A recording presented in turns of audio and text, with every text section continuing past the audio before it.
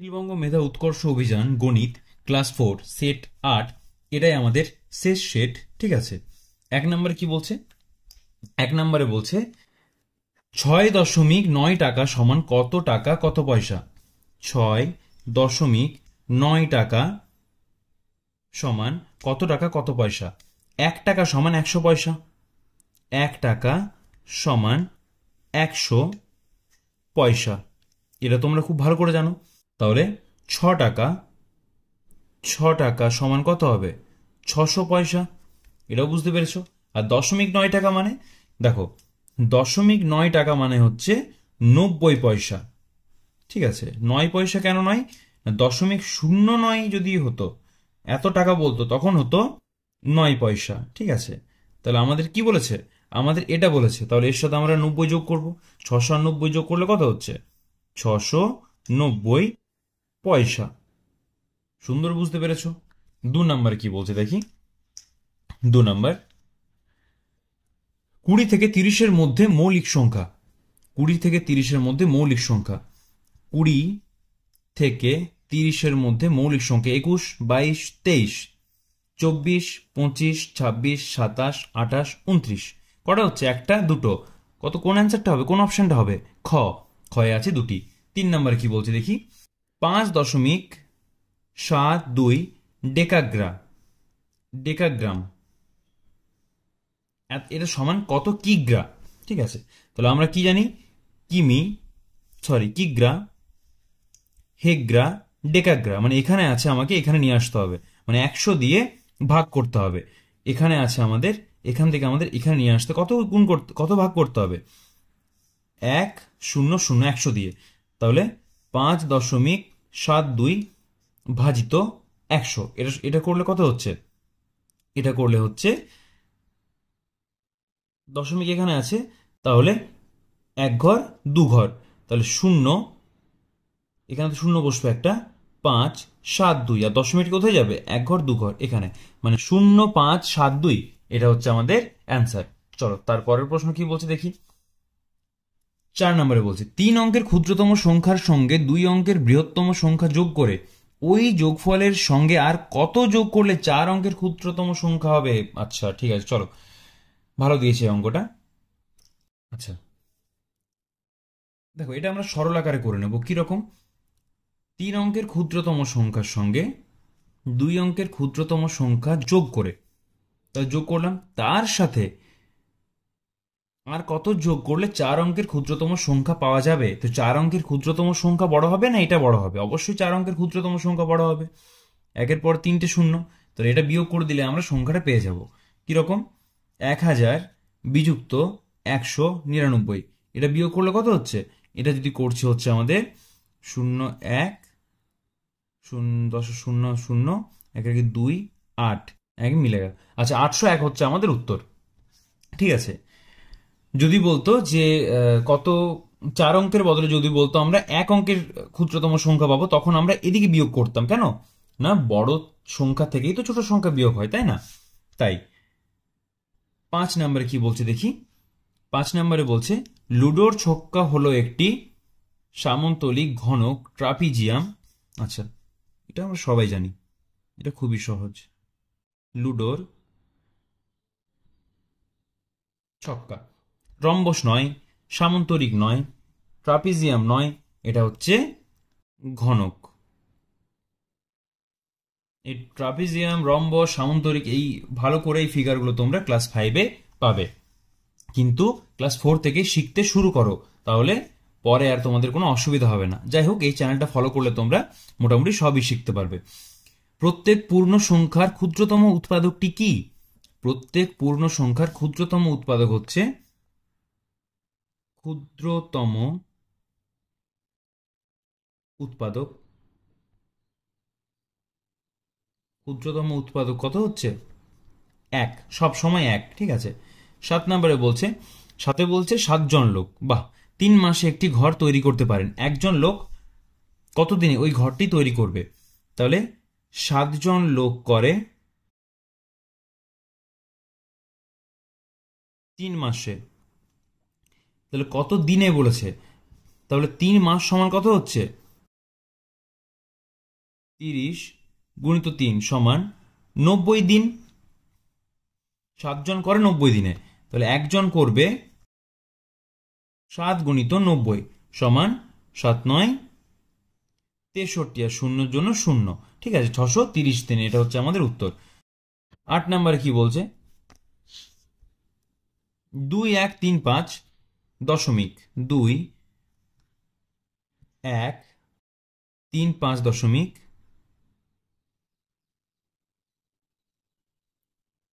467 সংখ্যাটিতে 7-এর স্থানীয় মান। সংখ্যাটিতে 7-এর স্থানীয় মান হচ্ছে 7/4 হলে একের পিঠে একটা শূন্য বসাতাম, 6 হলে একের পিঠে দুটো শূন্য, 7 হলে একের পিঠে তিনটে শূন্য। সহস্রাংশ 9, 9 হলে কি হচ্ছে, 9-এর অঙ্ক কি বলছে, দুটি সংখ্যার গড় 52। কত বলেছে, 52। একটি অপরটির থেকে 6 বড় হলে ছোট সংখ্যাটি হবে। দেখো অঙ্কটি সুন্দর বলেছে, তাহলে কি বলেছে, 6 একটি অপরটির থেকে 6 বড় হলে ছোট সংখ্যাটি হবে। তাহলে দুটি সংখ্যা আছে, মনে করি দুটি সংখ্যায় 52। কত বড় বলেছে, 6 বড়, তাহলে 6-এর থেকে অর্ধেক দিলাম একে আর অর্ধেক দিলাম একে। ঠিক আছে, তাহলে কত হচ্ছে, 52 3 বিয়োগ করলে হচ্ছে 49, আর 52 3 যোগ করলে হচ্ছে 55। তাহলে ছোট সংখ্যাটি হচ্ছে 49 আর বড় সংখ্যাটি হচ্ছে 55। 10-এর অঙ্ক কি বলছে দেখি। 10 নম্বরে বলছে 3 ডজনের 10-এর 15 অংশ, 3 ডজন, 3 ডজন সমান হচ্ছে 3, 1 ডজনে কত, 12, তাহলে সমান হচ্ছে এটা 36। তার কি বলেছে, 10-এর 15 অংশ, 5 দিয়ে কাটি, 5 2 5 3 12, মানে হচ্ছে 24। 24 হচ্ছে আমাদের উত্তর। কোথায় আছে, এই তো খতে আছে 24। আচ্ছা, 11 3 ডজনের, এটা তো করলাম। আচ্ছা, তুমি সন্ধ্যা 6টা 40 মিনিটে পড়তে বসো এবং 8টা 30 মিনিটে পড়া শেষ করো। আচ্ছা, তুমি কটায় পড়তে বসো, তুমি পড়তে বসো 6টা 40 মিনিটে এবং পড়া শেষ করো কটায়, 8টা 30 মিনিটে। তুমি কত ঘন্টা কত মিনিট পড়াশোনা করেছো। সুন্দর, দেখো তাহলে আগে আমরা একটা চটপট ঘড়ি এঁকে নিই। আচ্ছা, 12 3 6 9, কটায় পড়তে বসছো, 6টা 40-এ। তাহলে 6টা 6-এর ঘরে থাকবে ঘন্টার কাটা মানে ছোট কাটাটা, আর বড় কাটা থাকবে 40 মানে এখানে। তাহলে তুমি এই সময় পড়তে বসেছো। তাহলে 7টা 40 যখন বাজে তখন 1 ঘন্টা হয়েছে, 8টা 40 যখন হচ্ছিল তখন 2 ঘন্টা, কিন্তু 40 থেকে তো 10 কম হয়েছে, তুমি তো এখানেই উঠে গেছো পড়ে, তুমি তো এখানেই পড়াশোনা করে উঠে গেছো। তাহলে 2 ঘন্টা সমান কত হচ্ছে, 120 মিনিট। ঠিক আছে, 2 ঘন্টা 120 মিনিট। আচ্ছা, এখানে ঘন্টা মিনিটেই চেয়েছে, তাহলে তো আরো সহজ হয়ে গেল। 1 ঘন্টা সমান কত হচ্ছে, 1 ঘন্টা সমান হচ্ছে 60 মিনিট। 1 ঘন্টা সমান হচ্ছে 60 মিনিট। তো তুমি কতক্ষণ পড়েছো, 6টা 40-এ পড়তে বসেছো, মানে এখানে পড়তে বসেছো, আর উঠছো কটায়, 8টা 30-এ। তাহলে 8টা 40 যদি হতো, 8টা 40 যদি হতো, মানে 6টা থেকে 8টা হচ্ছে পুরো 2 ঘন্টা। 2 ঘন্টা কি কমপ্লিট হয়েছে, 6টা 40, 8টা 40 কি হয়েছে, এখনো তো হয়নি। আরো কত মিনিট বাকি, আরো 10 মিনিট বাকি আছে। তাহলে 60 মিনিট থেকে যদি 10 মিনিট বাদ দেওয়া হয় কত থাকবে, তাহলে একবার 60 মিনিট কমপ্লিট হয়েছে, মানে 1 ঘন্টা কমপ্লিট হয়েছে, আরো একবার 10 মিনিট বাকি আছে, তাহলে 60 মিনিট মানে হচ্ছে 1 ঘন্টা আর 50 মিনিট। ঠিক আছে, এটা যদি তোমরা এরম ভাবে বিয়োগ করো, মানে এরম ভাবে না করে সরাসরি করতে চাও, তাও করতে পারো। কিরকম, 8টা 30 আর আছে 6টা 40। ঠিক আছে, এবার কি করবো আমরা, 30 থেকে কি 40 বিয়োগ করা যায়, যায় না, তাই আমরা এখান থেকে 1 ঘন্টা ধার নেব। তো 1 ঘন্টা মানে কত মিনিট, 60 মিনিট। ঠিক আছে, তাহলে এখানে কত পড়ে থাকলো, এখানে যোগ করে হলো 60 আর 30, এখানে যোগ করে হচ্ছে আমাদের 90। এই দুটো যখন আমরা যোগ করে নিচ্ছি তখন হচ্ছে 90। এই 90 থেকে আমরা 40 বিয়োগ করব, কত থাকছে 50। আর এখান থেকে যে 1 বিয়োগ করেছি সেটা কত থাকবে এখানে পড়ে 7। এখান থেকে যে 1 বিয়োগ করেছি তাহলে 7 আছে, তাহলে 7 থেকে 6 বিয়োগ করলে কত হবে 1, তাহলে 1 ঘন্টা 50 মিনিট। আশা করি বুঝতে পেরে গেছো। আচ্ছা 12 নম্বরে কি বলছে দেখি। 12 নম্বর, আচ্ছা এটা একটু কিরকম আছে দেখি। আচ্ছা আগে লিখে নিই অঙ্কটা। কে, আমরা বক্স করব না, কে জে আই, এটা একটা হলো। আরেকটা কি বলেছে এন এম এল, আচ্ছা পি সরি কিউ পি, ও উল্টো দিক থেকে লেখা আছে, তাহলে এখানে কি বসবে, এখানে বসবে I I J K L M N O P Q R S T, মানে টি এস আর, টি এস আর কোথায় আছে, টি এস আর এই তো, গ হবে উত্তর। ঠিক আছে, চলো তারপর নম্বরে কি বলেছে দেখিনি। 13 নাম্বার, পরের চিত্রটি কি হবে। পরের চিত্রটি হবে ত্রিভুজ, চতুর্ভুজ, পঞ্চভুজ, এটা হবে ষড়ভুজ, এটা হবে ছবিতে, পরের ছবিতে এটাই হবে। আচ্ছা 14 নম্বরটা করি, এটা আর আমাদের খাতায় করার কোনো প্রয়োজন নেই। সুরেশের বয়স 120 মাস, সুরেশের বয়স 120 মাস, নরেশের বয়স 119 মাস 30 দিন, ভবেশের বয়স 8 বছর 11 মাস 30 দিন। এদের মধ্যে সব থেকে বয়সে ছোট কে। দেখো সবগুলোকে একটা নির্দিষ্ট এককে আনতে হবে। ঠিক আছে, 30 দিন, 30 দিন মানে তো 1 মাস। ঠিক আছে, তাহলে সুরেশ, এস লিখলাম সুরেশ। ঠিক আছে, সুরেশের বয়স কত 120 মাস। ঠিক আছে, নরেশের বয়স হচ্ছে 119 মাস, আর 30 দিনে তো 1 মাস, 120 মাস, তাহলে এদের দুজনের বয়স সমান। ভবেশের বয়স 8 বছর 11 মাস, তাহলে 8 বছর মানে হচ্ছে ভবেশ, ভি লিখলাম, বিএইচ হয় যাই হোক, ভি লিখছি, 8 বছর 11 মাস, তাহলে 8 গুণিত 12, 1 বছরে 12 মাস, 12 8 96 যুক্ত 11, কত হচ্ছে 107। তাহলে এদের মধ্যে সব থেকে বয়সে ছোট কে হচ্ছে, সব থেকে বয়সে ছোট হচ্ছে ভবেশ। ঠিক আছে, এটা কিন্তু 14 নম্বরের অঙ্ক। ঠিক আছে, এটা 14 নম্বরের অঙ্ক, 13 আমাদের বইয়ে হয়ে গেছে। আচ্ছা 15 নম্বরে কি বলছে, 80 ভাজিত 5 বিযুক্ত 10, আচ্ছা এর সরলতম মান হবে। আচ্ছা ঠিক আছে, লিখে নিই অঙ্কটা। 15 80 ভাজিত 5 বিযুক্ত 10 যুক্ত 6 সমান, প্রথমে বডমাস রুল ফলো করবো আমরা। বডমাস রুল কি হয়, ফার্স্টে bracket, of, division, multiplication, addition, subtraction. Bracket মানে হচ্ছে বন্ধনী, ব্রেকেট নেই, অফ মানে হচ্ছে এর নেই, ডিভিশন মানে হচ্ছে ভাগ, মাল্টিপ্লিকেশন গুণ, অ্যাডিশন মানে হচ্ছে যোগ, সাবট্রাকশন মানে হচ্ছে বিয়োগ। তাহলে দেখে নিই আমরা কি কি করব। প্রথমে আমরা করব ভাগের কাজ, তাহলে 80কে 5 দিয়ে ভাগ করলে কত হচ্ছে 16 5 80 বিযুক্ত 10 যুক্ত 6, তাহলে এটা কিন্তু -10। ঠিক আছে, এটা প্লাস, তাহলে যোগগুলোকে আগে নিয়ে আসি।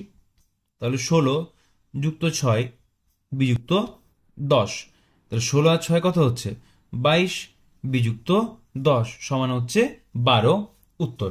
ঠিক আছে, পরের অঙ্ক কি বলছে। 16 নম্বর, রাজুর পেন্সিলের দৈর্ঘ্য 5 সেমি 3 মিলিমিটার, 5 সেমি 3 মিলিমিটার। রমার পেন্সিলের দৈর্ঘ্য 2 সেন্টিমিটার, 2 সেন্টিমিটার আর 8 মিলিমিটার, 8 মিলিমিটার। রাজুর পেন্সিলটা রমার পেন্সিলের থেকে কত বড়। আচ্ছা আমরা এককটা একবার দেখিনি, কিমি, হেমি, ডেকামিমি, ডেসিমি, সেন্টিমি, মিলিমি, মানে পরপর আছে। ঠিক আছে, তাহলে এই একই রকম হবে, 3 থেকে তো 8 বিয়োগ করা যায় না, তাই আমরা এখান থেকে ধার নেব, 1 ধার নেব। তো এখান থেকে যদি আমরা 1 বিয়োগ করি এখানে আমাদের 10 যোগ হবে। ঠিক আছে, কেন হচ্ছে না 1 সেমি সমান 10 মিলিমিটার। ঠিক আছে, তাই এখানে আমরা কত পেলাম? এখানে আমরা পেলাম 13, এটা যোগ করে পাচ্ছি আমরা 13। তাহলে 13 থেকে আমরা 8 বিয়োগ করব, আর এখানে 5 থেকে 1 বিয়োগ হয়ে গেছে, মানে এখানে আমাদের 4 বাকি আছে। ঠিক আছে, দেখো এবার আমাদের করতে কত সহজ হয়ে যাবে। চলো কত করবো আমরা এবার? এটা হচ্ছে আমাদের 13 থেকে 8 গেলে হচ্ছে 5,